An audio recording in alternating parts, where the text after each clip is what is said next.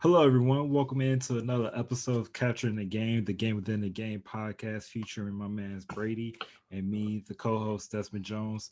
Today, we got another awesome episode featuring Lauren Beasley. Lauren, how are you doing today? I'm great. How are you guys? I'm doing pretty good. B, how you doing, man? I'm doing okay today. Awesome, man. Awesome. So, Lauren, can you go ahead and tell the audience a little bit about yourself so they can get to know you and be familiar with you? Oh yeah, sure. I said name is Lauren Beasley. In my workforce, I go by LB. We got a lot of Laurens in the building, so I go by LB. I work for the Indiana Fever as the digital marketing manager there. It'll be 2 years in May since I've been with the team. So for me, that's a dream job. Grew up a student athlete. Grew up playing pretty much every sport you could think of. Football was actually the first love, but mom wouldn't let me play. So eventually, it transitioned to basketball, where that truly became, my love of all sports probably. And grew up in Detroit, but was actually born in Atlanta. Spent, like I said, all my time pretty much in Detroit up until I moved here. So I guess that's the quick synopsis of who Lauren Beasley is. Gotcha. So, how did you end up working for Indiana Fever? Just the good old fashioned way, to be honest, just good old apply.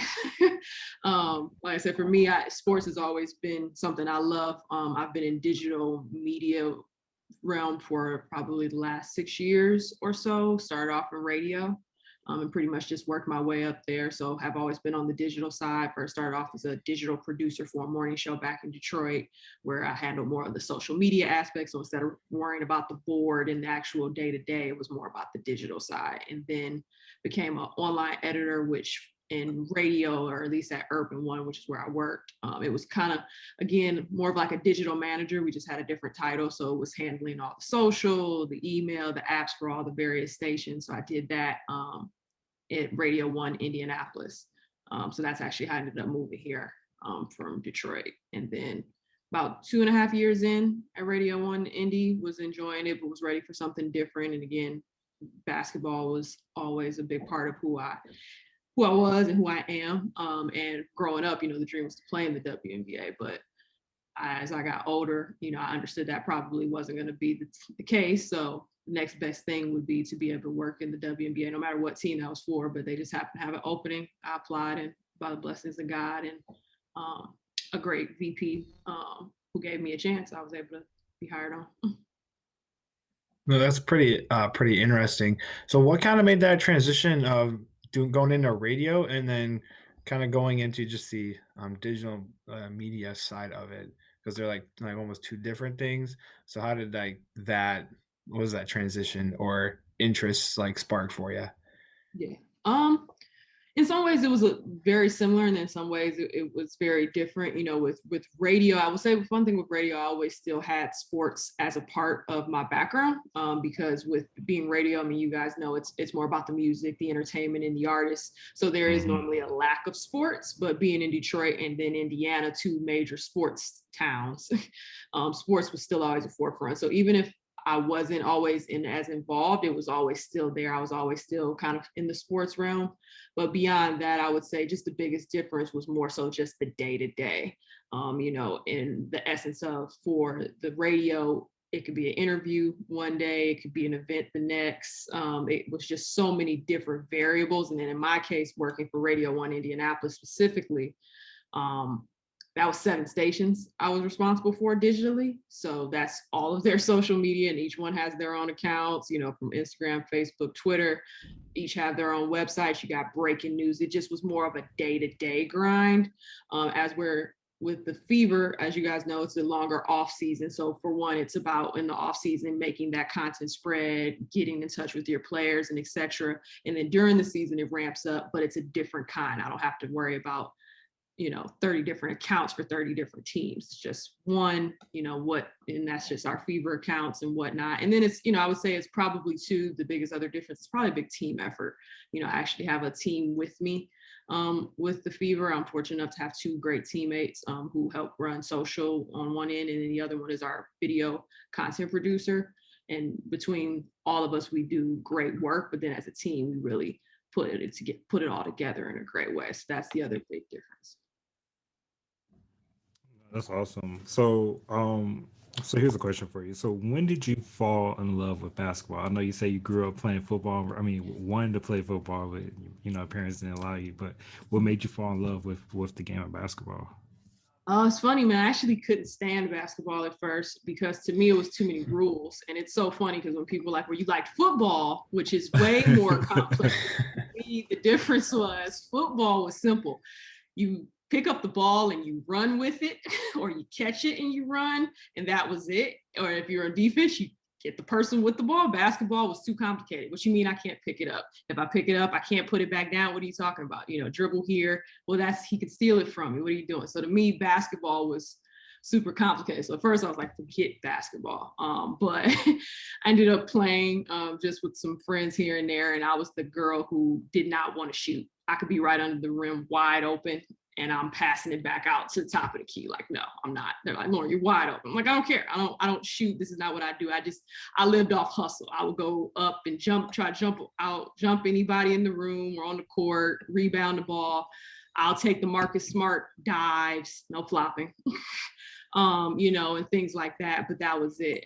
So I really fell in love with the game right in my own backyard when it just happened to have three neighbors across the street who were around my age or a little older, and they put a hoop out in the middle of the street the old school way and played all summer. And I ended up kind of playing with them. And as I played with them, I saw myself getting better, but more so I just fell in love with the concept of the game, putting the work in, and I really saw myself start to evolve. I mean, I went from not really like being a legit role player in fifth grade to like sixth grade starting shooting guard, because it was like, okay, now I can come into the game knowing something. So I would say that's really when the love started, was that summer, hanging out with those three neighbors of mine, just playing in the middle of the street day in and day out. And that was like all summer.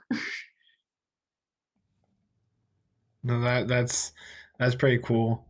Doing that, and then with your love of basketball coming into it with like the all the rules, and that's I played basketball going in high school, and then I decided that I wasn't gonna make it as well. So I was like, you know what, I'll stick to running, and now I'm coaching at a high school with track. So it's like my love for there is with running. Um, but I'm going into with the digital media side of it. What is probably one of the most challenging things for you within getting social media out and like the aspect of that?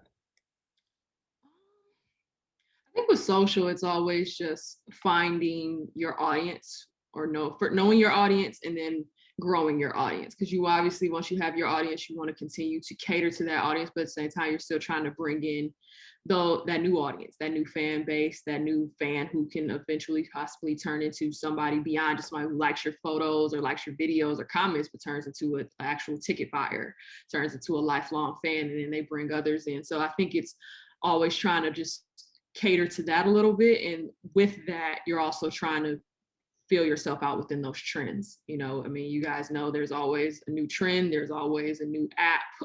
So as soon as you think you got a handle on it, I guarantee you don't. Or as soon as you actually do, here comes a new aspect of it. And you might want to try it, but then you got to figure out, well, how does it work for us, and how do we storytell here? Is this the best place to storytell, or should we take it here and then maybe just tease over here? So I would say that's constantly probably the most ongoing challenging thing. I would say, on the plus side though, at least on the definitely work with the Fever and in the WNBA in general, it's just so many great storytelling moments there, and it's a never ending cycle in my opinion. So that part is fun. It's just figuring out where they belong and how we tell them the best possible way so people can find them. Do you have any stories right now that like you gravitate to right now? That some of them that maybe your favorite, or something that's like you're ready to release, or you may have released already, but you just love that particular story. Ah, you know, there's so many. I would say with the Fever specifically, I think they're definitely an underdog right now. When you look at from free agency this year, there was so many different changes. Fever made moves, but maybe not the moves that everybody noticed or caught. And they're a team that, they're looking to find their identity, new coach, and their first year with their new coach was in the Wobble and etc. So each one of our players, it amazes me, has these amazing stories. I mean, even just starting from the draft with Kaiser Gondrzick. I mean, you know, she was the surprise of the draft, or at least the first surprise of the draft at number 4. And people are now getting to know her, and her story is amazing. I mean, she comes from a true basketball family, from her father, may he rest in peace, to her mom, to her sister, you know, so her story is exciting to tell, because as she said, you know, nobody had her picked for number 4. You know, she was one of the main shocks of the draft, and I'm excited to see her story be told, especially going into her rookie season. Lauren Cox has another amazing story, everything that she's had to endure injury-wise, and also while fighting diabetes. You know, so there's just so many great stories with this team individually. And then I think always too, on the Fever side, you know, we have a leadership team of women, down from our president, Dr. Allison Barber, all the way down to our head coach, and Marion Stanley. And of course, you can't forget about Tamika, who's right there in the middle as GM and player operations. So just think about that female empowerment in a time where, you know, the woman is being heard probably at the highest level ever thus far in our time. Absolutely. So okay, so I got a draft question there. So when they're making the picks, do you guys know, it's like slightly in advance, you can prepare your media content, or you just know once they announce the pick? Most of the time, you at least can get, it depends on the team. Most of the time, you can normally at least get some type of idea. I'll say for us, no matter what, even if we don't get like a list, we just start preparing graphics, and we'll at least go off some mocks. Like that's what we kind of did this year. We just kind of went off mocks, and then we had a couple like randoms ready just based on the info that we had gotten, but we had no idea. Like it was not for sure like, hey guys, we're taking Kaiser, have her graphic ready. We were legit like sitting there with a template emptied and ready to go to slide in her picture, change in her information, because that's kind of how, at least on our side, we do it. It's kind of like a good trick of the trade we've kind of mastered over the last few years, and I'm pretty sure a lot of other teams do the same, where you just pretty much, you get your templates made, you make it very interchangeable, so all you got to do is change that picture, change that name, that number, position, whatever you need to do, so that way it's like super simple, especially once you start getting past like mid-second round, because I mean, you guys see that those names go off the board super quick. So at that point, you know, we're just like, we had 7 picks, you know, so it was just kind of like, oh God, like we didn't know the trade with Kennedy Burke to Seattle and Aaliyah Wilson coming, you know, we didn't know that was going to happen. So we had a trade template graphic ready, but then we had a welcome graphic. We're like, well, we got to add the trade. It's crazy. You build your templates, but I promise you, they always end up changing in some way, shape, or form at the end of the night, because you're just like, okay, wow, no, we were going to do this. So, you know, especially this year, coming from my first, last year, we had 3 picks to 6, which turned into 7 with the trade. It was just like, oh my God. So we've kind of teased Tamika, saying, please never again. It was a lot. We teased her like, no more 7 pick nights. How does that like the challenges of that, does that give added stress when you have to throw something together last minute like that? Or is it kind of like an enjoyable, like fast paced, like maybe stress environment? Is it fun or not? It's 50-50. I will say this one was a little bit more enjoyable because we were truly prepared, and maybe it was just already having a good virtual draft under our belt. So we already kind of knew what to expect. We knew those last few picks were going to go off the board super fast, and we were going to be a little late. So even if you see it on your TV, we might tweet it 5 minutes later, and we were okay with that. But when you don't have anything, like when you, like, let's just say we had a trade template graphic already ready. We didn't know if we were going to trade picks at all. We just were like, we got 6 of them at the time. You never know. Let's just have it just in case. If we hadn't had a trade template graphic ready, it would have been stress, nothing enjoyable about it. Because then it would have been, okay, one of us has to create this real quick, make sure it looks right, fits the style. So I would say being prepared made it much more of that good adrenaline rush where you're just like, oh yeah, I'm feeding off the energy. You know, I can't believe we did that. I'll digest it later, but I'm good, I'm prepared. And the communication between specifically probably me and our social media manager, Zach, was huge, because we were actually no different than us right now, like on a Zoom call, just chatting the entire time as we're working through captions and graphics. So it added a good adrenaline rush. Like, okay, yeah, we're good to go. Send it out. All right, But if we had not been prepared, it would have been Stretch USA. Yeah, I completely understand. I was about to say, Brady, it sounds familiar, don't it? Yeah, just a little bit. Yeah, because we helped cover how the draft on the agency side. We were just helping promote it and put it out there. We did it last season with the guys, and we just did it this past season with the girls. So we not as in depth as what you guys have done, making all those types of fancy graphics and having a match, but it's just a little slight bit. Yeah. It's so underrated. People don't realize, like, they see all the stuff get pushed out. I mean, but again, credit to our team. So much of it is just, as much of it as we can plan in advance. And the good thing is, I think people get used to the system. You can reach out to colleges and start getting pictures and film and things like that. Those, they know what to expect on their end around this time of the year, so that makes it easier. And a lot of times, I think as long as you understand it's going to be a little bit of an adrenaline rush, trust the process, take your time, and also understand sometimes you're going to create content that will never get used. We had highlight reels for a couple different players that we didn't draft clearly. So it was just like, but just based off of mock, if they said we were taking such and such, we made sure we had a highlight reel ready to roll. If we don't draft them, it's just like, well, it doesn't matter anymore. But you understand that that just kind of comes with it. Yeah, no, we get it. We completely understand from our side. So what should people know how to do, or if they're trying to enter the digital marketing space? I think that's the fun thing about digital. It's not necessarily one thing you need to know. I believe in coming in multifaceted if you can.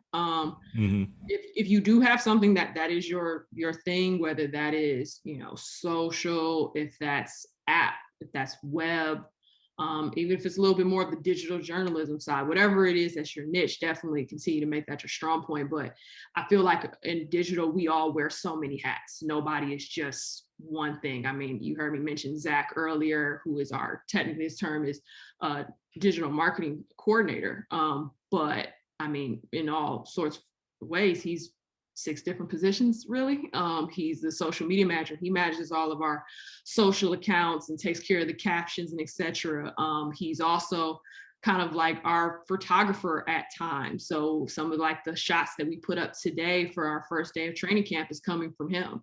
Little things like that. He's also somebody who can edit video, and he takes care of the YouTube page. And then on the flip side, we have our video content producer, who his primary job is long form video content. But again, she might be putting together a whole live draft show a whole nother time, which not necessarily in her job description, but it's just what she does. And with this virtual world, this last year going on 2 years now, that really changed the game. So I would say, if nothing else, be open to learning as many different things as you can. And try to become multifaceted. Again, doesn't mean if you have your niche that you can't focus on it, because I know plenty of great graphic designers and that fits into the digital world. So it doesn't mean, go out here and start trying to learn social media management. But at the same time, the more you know, the more valuable I think you are in this business. And the more you're able to do, the more valuable, I think you are. And again, just always be open to learning, because as soon as you think you got it down, like I said, here comes another app. I'm still over here trying to figure out TikTok. We have attempted to try to get into TikTok, and TikTok is definitely an interesting app to get into. Yeah, it's not meant for me. The girl who wants to be behind the scenes, who could care less. It was the same thing when Instagram first came out. I've always been like, I don't want to tell you what I'm eating. Like, you don't need to know where I am. Like, I struggle. It's the same thing with TikTok. Even though I'm bored being silly sometimes at the house, but it's just I don't want to share that with the world. Just send it to a couple friends in a group chat. So it's not meant for me. But our digital marketing coordinator Zach does a great job with it. But I still don't fully understand it. Man, so I definitely understand that. To this day, I still don't have a TikTok. Like, my brother sends me all types of TikTok videos. I don't even bother to click on it, because I'm like, I don't got a TikTok, so I'm not even gonna open it. So, but it'd be some funny videos from time to time. Oh, for sure. I feel bad for not opening them. So hopefully, hopefully you don't know or hear that I don't open up and stuff. But what? So let's go back to Radio One. So when you first got into Radio One, how was it? What was it like for you, and what was that experience like? Uh, well, I first got hired on, I guess, to take it all the way back to the beginning. Originally, I started off kind of, if you will, like a off the books intern, freelancer, if you will, with Radio One. At the time, I had just graduated from Specs Howard School of Media Arts, which is kind of like a broadcasting trade school in Michigan. So I kind of was more so just trying to look for work. And you all have experienced this, I'm sure, in the sense of, you know, they give you an interview and then they tell you need more experience. It's like, what the heck do you think I'm trying to get? So it was constantly just, you know, some no's, which is expected. So I kind of got tired of waiting and was just more in the mode of create your own opportunities, especially at that time. Online, like radio was becoming a big thing, with like Blog Talk Radio, if you guys remember that, little things like that. So I just started to build my own kind of like website, online radio show, built up my social media following, like reporting locally and stuff like that. And the online editor at the time at Radio One Detroit, who went by AC, she actually knew me, reached out, and offered me an opportunity to kind of do that more so for Radio One specifically. So that kind of started off kind of just like as a sports writer, freelance sports writer for them, which was on all the sites. And her thing was, you know, if an opening happens in radio here, I'll let you know, you can apply, and hopefully, you know, we'll be able to get it. So before even getting into the digital realm, I just was a regular board op, which was more so like your syndicated shows, just learning how to run the board and basics, but I was still doing all of that digital journalism sports wise. And because of that digital journalism side, and I guess still kind of being a little bit young on the younger side and being into the social world, which was still growing at the time. Instagram was still kind of getting its rise when a new morning show was created for our hip hop station at the time. I believe, I have no idea to this day how it came to be, but I believe I was recommended and thought of by our bosses to be the digital producer in radio. So then it kind of transitioned from just being that full-time board op who just jumps from station to station, pushing buttons and etc., to full-on digital producer. And that's really when I started to really see the digital side fully, because at this point, it's not just writing articles. Like I said, it was captions, it was social, it was booking interviews, scheduling those interviews, filming those interviews. How do you cut it up? How do you tease it? What's the best way? You know, do you need a thumbnail? Do you not? You know, all these different things started to become key, and I kind of honed those skills and then honed them even more once the online editor position rolled around, which was my mentor. She ended up transitioning to iHeart at the time, and she was over 3 markets, one of them being Indy. So at that point, she just said, you know, if you think this is right for you, you think you're ready to take this next step, go ahead, apply, let's see what happens. And I actually had the choice to stay in Detroit or go to Indy. I chose Indy just because I was kind of ready for a change, wanted to challenge myself, wanted to get away from home for a bit and see what happens. And then I said, once I got here, it was a totally different monster. I thought I knew social and digital, but I didn't know it for 7 stations.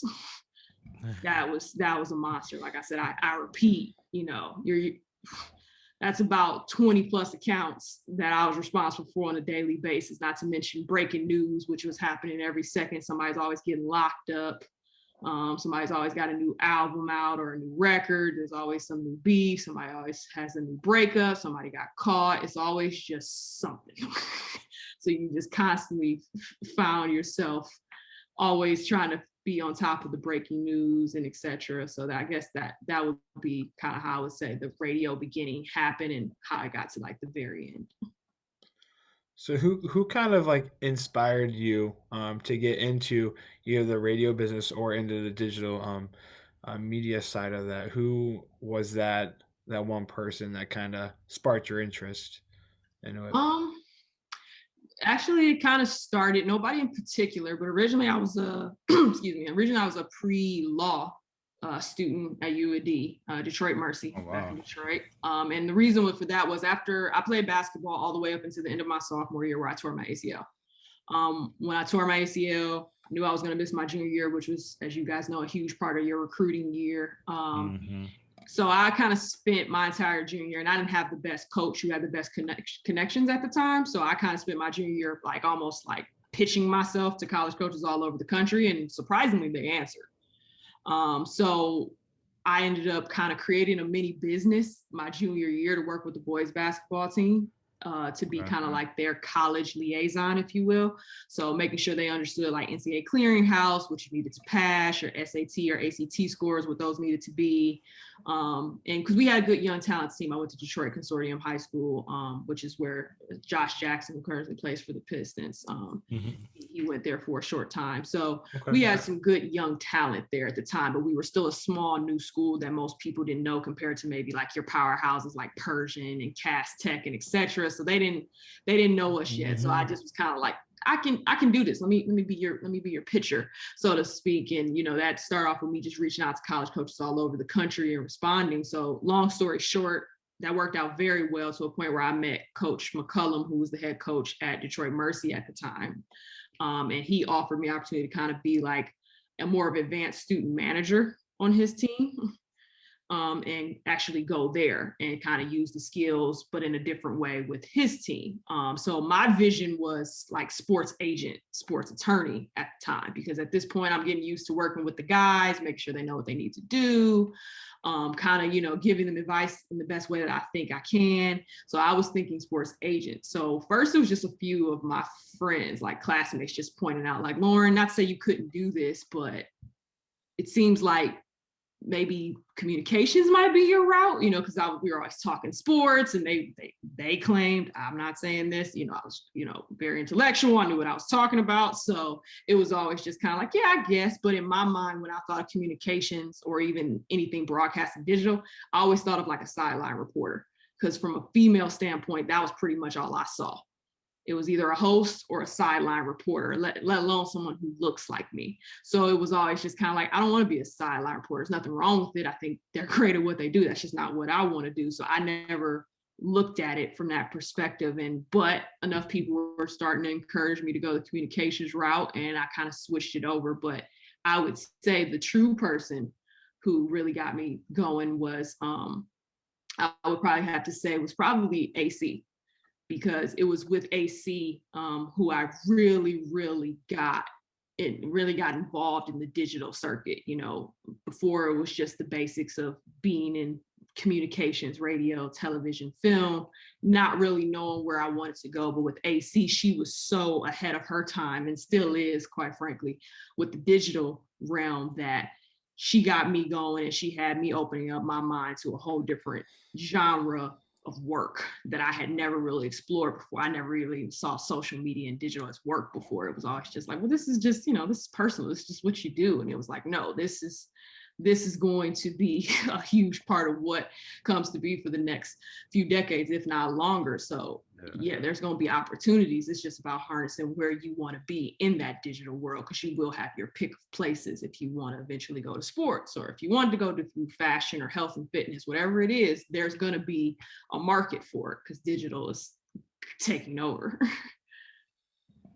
I definitely agree. So like, speaking of which, so when you guys, when everyone's making tweets or posts for the WNBA or for their teams, do they collaborate with other teams to kind of help push, I don't know, maybe a theme or something out for the league? Mm-hmm. I guess so. This essence of my question is like, how would or how much you guys network with other teams and help kind of promote the WNBA and try to help it grow on digital platforms, but also just get in the fans' hands.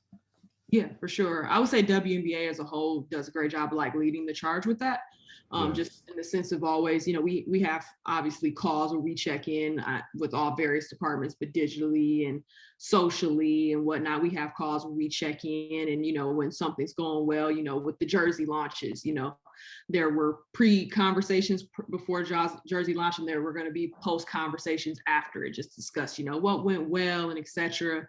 And always encouraging each other to, make sure we're sharing if we see an opportunity. And I think too, the great thing about the W is everybody really does get the camaraderie feel with the league. It truly is there, not just with the players, but even on our level. There's vast communication at all levels, from marketing to PR to social and digital, to even at the very top with like COOs and presidents. We see it at all levels. So there's always constant communication, I feel like, going on.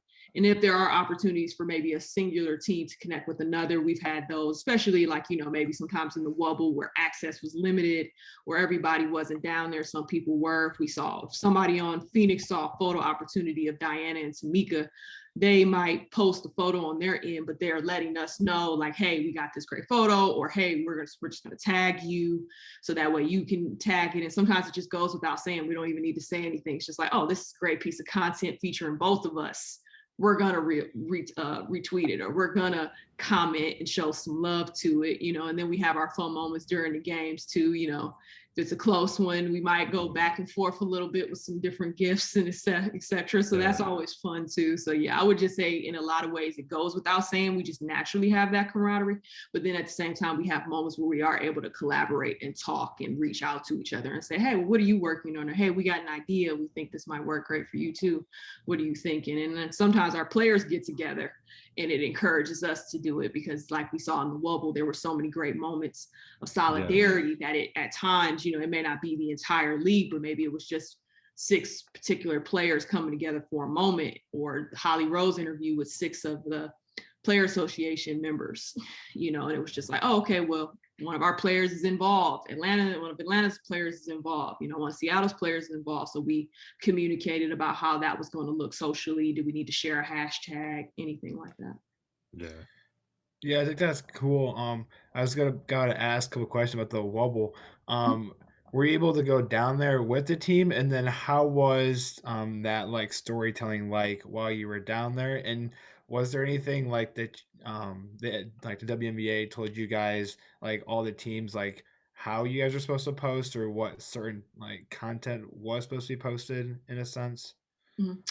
Personally, I wasn't in the Wobble. The person who kind of was, and we still to this day owe him as many beers as he wants, was our PR, our PR director, Ryan Stevens. He went down there. He pretty much represented us. So like a lot of the content, just due to space and et cetera, with everything going on, was a limited amount of space, and we weren't able to go. So he was responsible for getting us a lot of that up close and personal kind of like video content that we normally would have gotten. He was responsible for that. So that was huge for us. It still made obviously storytelling challenging, just because, it wasn't our full team down there, but it also forced us to get creative and think about different ways, use Zoom, use different ways, use writing instead of video. If we couldn't do that, it was okay, well, let's get some quotes. Let's get a great story out here. As many ways as we can tell the story of our players, the team, this moment, the current time, let's do it. And the WNBA was fully supportive. I think that's always been the great thing about the W, and they're starting to get more credit for it, but they've always been ahead of their time with standing up for what they believe in, and equality and social justice and et cetera. So there were no pillars, put down in the sense of, and at least not in a negative way of, post this, don't post that. I would say each team has their own style for sure. Certain teams are a little bit more focused in this area. Certain teams came up with hashtags and sayings, and then others may have started a foundation. Others had sweepstakes. Others had auctions, that they did. So I think that was the great thing. We all, as a whole, came together, but we also individually had our different ways of handling it in our community and how we put it out there and how we show support. But the WNBA has always just been great, encouraging us, like, you want to go do an auction, go do an auction. You got a saying, change can't wait. We love it. Put it out there, so that's really, really been huge for us. And it's, again, one of the reasons why I think the W really does deserve credit for always being ahead of its time and being some of the first, if not the first, to really step up and say, hey, these things matter and we're not going to hold our tongues about it. Yeah, that's pretty awesome. I've actually had the chance to work alongside Ryan when he was at the Mad Ants, and I was able to work under him. So he's a pretty cool guy. Yeah. But speaking about, I know you mentioned the Fevers jersey and like the jersey launches. What are your opinions on those jerseys, and how was that whole process for you guys, probably knowing ahead that these jerseys were coming out, and kind of like the whole process behind creating that story to give to the world. Yeah. Love the jerseys. Love every single one of them. I'm not going broke to buy them all, but if I could, I would definitely go, because I feel like, I mean, I think everybody's different, but everybody has different opinions. But for me, at least every team has at least one jersey that I want, at least. And then there are some teams where I'm like, well, no, I want the whole trio. Like, for my team, I want the whole trio. I want the heroine white jersey. I want the Explorer navy blue jersey. Of course, I want the Rebel Stranger Things jersey. Like, come on. So, there were moments for sure as they were getting unveiled where I was just like, good God, this is so dope. I would love this jersey. I would love that jersey. So I thought just seeing the jerseys in general all get launched was beautiful. I love the storytelling behind each jersey, and more so just how it really does tie into their community or to their team, to their lineage. Specifically for us, like you said, we've been preparing for this for some time now, but it really probably got more down to the nitty gritty this last 5-6 months, and for us, it was going back from our earlier conversations about, how we wanted to storytell, what that looked like. And it was a true team effort led by our marketing director, Shayna Sangster, who did a wonderful job of kind of pulling in all these pieces from PR, which is Ryan's department, to our department digitally, to our team store and that element, and just kind of pulling us all in together where we were able to come up with a great storytelling idea. And of course, naturally things are going to change. Players are available, they're not available, jerseys get in when they get in, all these different things. So you are truly trying to plan ahead as much as you can, understanding that things are not going to go the way you exactly plan. So for us to be able to still come out with what I felt was a strong storytelling moment, video piece with Tierra, really tell a great story, but then at the same time still have great other great elements to show you, from the website to the email blasts and etc. All of those things were just amazing. So I was really just proud of our team internal, because everything for the most part was done internally by our team, which was a beautiful sight. And then, like I said, that Stranger Things jersey became kind of like one of the big talks of the day, which was huge for us. I think we all thought it would do well, but it surpassed a lot of our expectations for sure. Because I always feel like jerseys now with City Edition on the NBA side, people get excited for new jerseys. I see a lot of great graphic designers now creating new uniforms all the time, just for the heck of it, to have fun and get people's ideas. So I feel like that's kind of like one of the new big trends now, is just people being creative with their jersey ideas. But this was the first time the W really got this creative with Nike, and I loved it, because I was just like, hopefully this is the beginning of something that will last a very long time and that we'll continue to do, to keep it fresh, but also just give fans something new and exciting too. Yeah, no, that's cool. I do like the Stranger Things jerseys. I know Desmond and I think we were recording an earlier podcast where we were talking we were talking about the jerseys, and we were thinking about having a whole podcast, just episodes dedicated just talking about the jerseys, because please do. We really enjoy every single one of them. And I don't think, we personally think there's no really bad one in this this whole lineup. And I think that the W has done a great job teaming up with Nike and putting these jerseys out. And I think with the growth of the W, that these jerseys are helping it. And I think that it's just a great thing that both people have done for it. Yeah, no, completely agree. Like you said, not a bad jersey there. There's something for everybody, whatever your style is. It's all great. And I think that's also a part of the growth too, just understanding it goes beyond just something proud that the players can wear, but something proud that, a fan can wear. And even too, I think the great thing about these jerseys is it doesn't even necessarily have to appeal to a hardcore fan.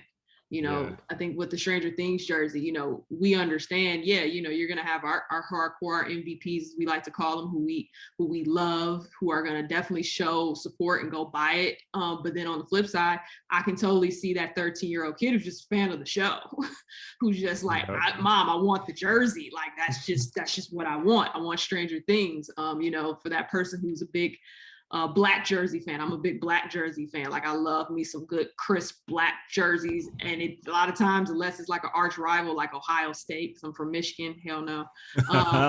like that, I'll wear it, you know. So for me, it's like I could totally see me going to get Los Angeles Sparks black and gold jersey. I mean, I just like, oh my God, like this is killer. I would go get the Aces black jersey, you know. So for me too, it appeals to, even if you're not necessarily a fan of a specific team or even necessarily a fan of the W just yet, because we're going to turn you into one. It just becomes, you know what, you're still supporting us because you like the way this looks. We're opening up our horizons and whatnot. And I love that the W is doing that with the help of Nike, of course. Yeah, no, agreed. I am a Michigan fan. I have some stuff hanging up behind me too. So I felt very confident. I was looking around. I was like, okay, I see some Chicago stuff over here, and I saw enough Michigan in the background. I was like, we okay? Which it wouldn't have mattered. I still would have said it, but I felt more confident. Yeah, I'm from Chicago, so that's where some of my love comes from. So love it. So, but yeah, that kind of wraps up our interview portion of today's segment. So now we're going to transition to our rapid fire segment. So it's our game within the game round where we kind of ask you rapid fire questions and get your feedback response. Me and Brady, we kind of have a tally and a scoreboard running in our background where we try to keep tabs on there's like certain decisions that people make, and because we have our own like favoritism towards some of our choices that we have. So my question for you is, Lauren, are you ready to play the game within the game? I'm ready. I'm right. nervous, but I'm ready. All right, let's do it. Okay. So are you a chocolate chip cookie type person or oatmeal raisin? Chocolate chip.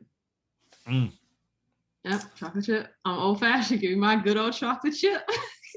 See, I grew up mostly chocolate chip type person, and then as I got older, I became an oatmeal raisin. So the little soft, chewy oatmeal raisin cookie, I can't go wrong with it. No, ain't nothing wrong with it. No, nothing wrong with it. But if between those two, now if you threw like sugar cookie in there, it might have. You know, because we've had a guest that he chose Snickerdoodle. Okay. And he threw in his own cookies. I was like, you know what? I'm not mad at that choice. Yeah, I'm still gonna say chocolate chip. I'm still old fashioned. Just give me my good old chocolate chip. But after that, close second for me is a sugar cookie, hands down. Pretty good choices. So I know we were just talking about the Fever jersey. So of the three, which one would you get rid of? Oh crap. I like all three.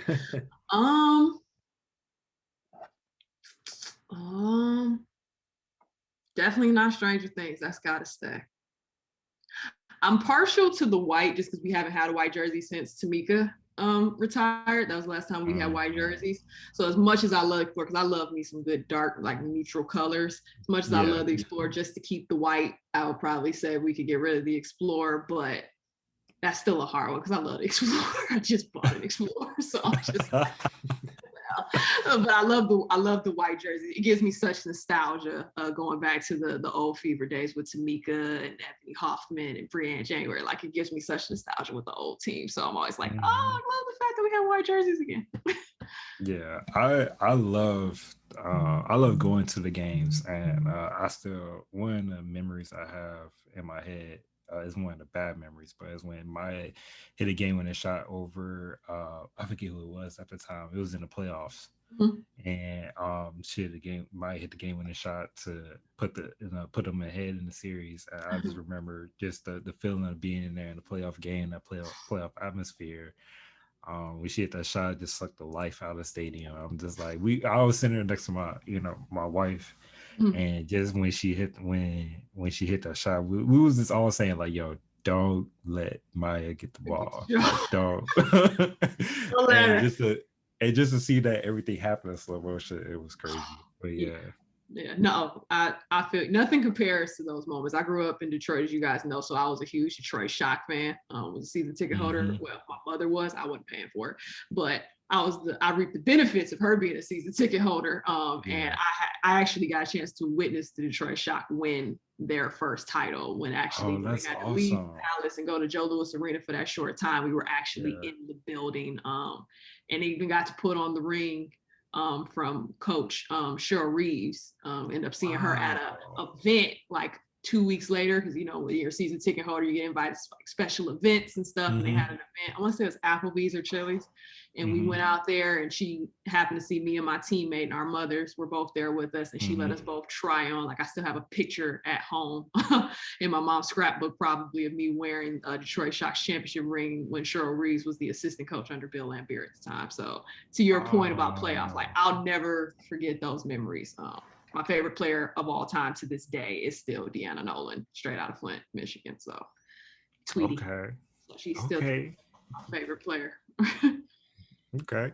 So that kind of leads into our next question is, who's your top, if you had to build your all-time top 5 for the WNBA? Oh, crap. Who are you picking? Oh. All right. Dawn Staley or Sue at the point. I'm trying to decide. Crap. Give me Sue at the point. Okay. Give me Deanna Nolan at the 2. Tamika at the 3.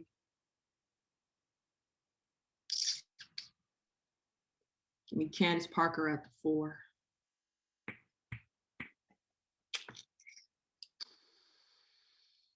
I'm trying to decide how small I want to go for this 5, because I'm about quickness and running the floor.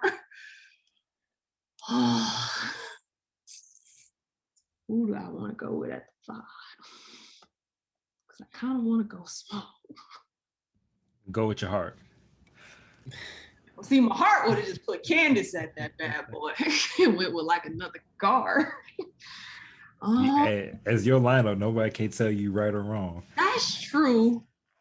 Because I could see me going for old school. Like, I could see me going with Lauren Jackson, but you know what? No, give me Lisa Leslie. Okay, see, go with the heart. You can't go wrong with that pick. Yeah, because I'm about to say, I love Lauren Jackson. I love Tina Charles. Love Sylvia Fowles. But give me Lisa. Give me Lisa Leslie at my center. That's a solid. I'll go back and regret whatever the heck I just said, I'm sure, and be like, dang it, I forgot this person. But because Chloe Key, I'm thinking about changing my point guard pick because I love Tisha Pinachero. That was my favorite point guard growing up. So I'm like, I could, as much as I love me some Sue, I could see me going with Tisha Pinachero. But I'm gonna keep it. Sue Bird, Deanna Nolan, Tamika Catchings, Candace Parker, and Lisa Leslie. That'd be my 5. That's a good top 5. That is. Don't hurt me too much. Whoever sees this, don't hurt me too much. Oh, we'll make sure they don't. So the next one, between, what's your favorite, TV shows or movies? No. Used to be movies, but lately TV shows been stepping up their game. Maybe it's just because of HBO and all the streaming. So I'm gonna go TV shows right now. And I think the storytelling tends to be a little bit better because as long as they don't get canceled, of course, they can go a little bit longer. So I'll go TV shows. Definitely agreed. I think Desmond have been agreed on this every time, and I don't think we have many people that have gone against us. But TV shows, we like it because it's consistent. You have different seasons, and you can continually watch it. Movies just 2-3 hours and they end. It's always something they could have expounded on. They always say, we can't give a 6-hour movie. Yes, you can. Just have an intermission. Yes, you can. You can. I promise you can. That's right. It'd be a whole event trying to go to the movies with a 6-hour movie though. True. Which I mean, with nowadays, I'm just like, just put it on TV. I've been loving like the HBO Max experience. It just, I mean, don't get me wrong, nothing compares to the Avengers Endgame moment of all of us cheering as the, absolutely. You know, the final moment. So I do miss that. Yeah. But if it's not like Avengers style or anything like too crazy, then it's like, oh yeah, just let me, like I streamed Mortal Kombat yesterday. I didn't need to be in the theater for that. Yeah, I still haven't watched that movie yet, and I'm so looking forward to watching. I may see if I could watch it tonight. How was it? I think it was good. Now for me, I'm like a DC Marvel head. Like I'm very particular about my Marvel and my DC. Mortal Kombat, I am not the same. I know the storylines. I played the video games for years. So for me, if storyline wise, I couldn't tell you if it was too off base or not. But I love the caricature. I love the moments that make you like, there are certain course moments that you just know, like, you know, finish them, just certain sayings that you just know when you hear it, it just gives you that nostalgic feeling. So I would say that was the great thing about this. And it has just a good mixture of action and gores, special effects, realism, martial arts. So it was good. It wasn't the best movie I've ever seen, but it was good. But if you're a true Mortal Kombat fan, you might feel differently. So I'm putting that out there because I don't consider myself to be like a diehard Mortal Kombat fan. I got you. Yeah, I'm a small DC person, but I'm a big Marvel person. But one of the favorite things I've been doing is collecting comics. So I have a Far Sector comic. It's a black female Green Lantern. So it's really, really dope. Really pretty dope. But since I know that you're a DC and Marvel person, which one are you truly? Are you a DC person or a Marvel? Do you have a preference? Yeah, I grew up first as a X-Men fan, but as I've gotten older, I've grown to appreciate the darkness that comes with DC and the more realism. So probably more as an adult DC. Growing up though, I was a true like Marvel fan, but as I got older, it became more DC. I just like the storytelling a little bit more darker, a little bit more realistic. Marvel at times a little too, Still love them both, but DC, I've grown to become more of a DC fan. Got you. Okay. Well, since you're from Detroit, I gotta ask this question. Which one is your favorite Coney Island? Oh, boy. It's gonna have to be American for now. There are a lot of hidden gems in Detroit that are not like, I think we talked about this earlier. They're not necessarily even like pure Coney spots, but they have some bomb Conies. So it's just like, nobody would ever know. You just have to go in there and know what you're ordering. But if I have to pick, I'll probably say American. Solid choice. Good. Yeah. I've never been up to Detroit, so I'm gonna have to take your word for that. But if I do ever go up there, definitely gonna go check those out. Yeah, please do. Oh, I will. But that kind of wraps up our podcast episode today. We thank you, Lauren, for joining us today, and for giving us all the information about your experience within radio and then transitioning to the digital side and working with the Fevers. We really enjoyed this conversation we had with you today. Oh, thank you guys for having me. I was excited to chat with you guys, and now I'm like looking forward to hopefully next time we can chat. I don't even if it's offline because I feel like some of these conversations we can have all day. So. Oh yeah, for sure. Yeah. So for the people listening as well, where can they follow you at on social media or follow along with what you're doing? Yeah.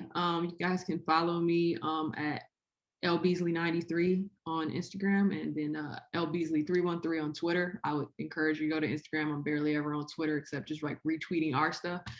Very rarely do I tweet out. So IG is fine at Beasley93. Find me there and all my contact information if you ever need to get in touch with me about something. All right. Well, thank you for joining. For those listening, you can follow us Capturing Game on Instagram at capturing_the_game pod. On Twitter, CTG_podcast. Then you can search us on YouTube and Facebook at Capturing the Game Pod. Again, Lauren, Desmond, I'd like to thank you for joining us again. And we hope that we can talk to you soon and have you on another episode. Absolutely. Thank you guys again. And yeah, definitely hope to chat with you guys again soon, maybe during the season or maybe like right after the season.